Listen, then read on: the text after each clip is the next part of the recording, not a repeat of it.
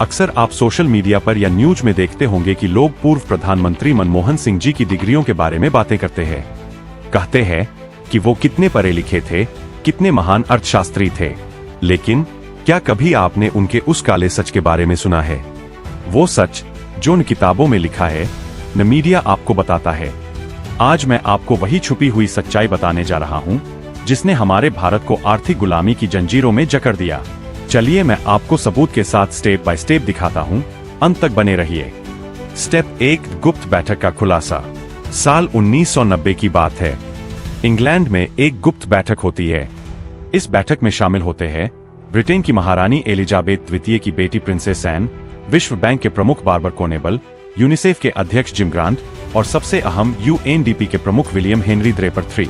और दोस्तों, इस बैठक में भारत से शामिल होते हैं मनमोहन सिंह।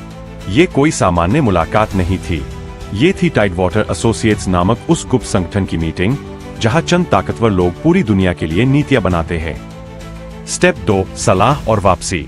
इस बैठक में यूएनडीपी प्रमुख विलियम हेनरी ड्रेपर III ने मनमोहन सिंह और अन्य लोगों को साफ कहा, अपने देशों में लौटो और अपनी अर्थव्यवस्थाओं को विदेशी पूंजी और मुक्त बाजार के लिए खोल दो। मनमोहन सिंह भारत लौटे और 1990 में वो प्रधानमंत्री चंद्रशेखर जी के आर्थिक सलाहकार बने। उन्होंने सुब्रमण्यम स्वामी की मदद से आर्थिक सुधार लागू करने की कोशिश की, लेकिन सरकार गिर गई और ये प्लान अधूरा रह गया। स्टेप 3, IMF की शर्तें। फिर आया साल 1991।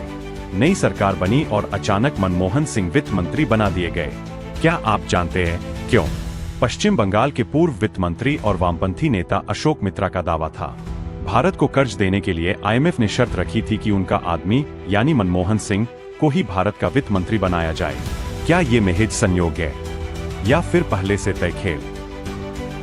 स्टेप 4, आर्थिक गुलामी की शुरुआत।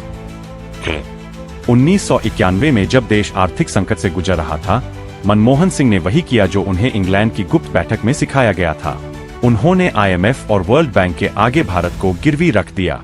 उन्होंने भारतीय रुपए का 20% अवमूल्यन कर दिया।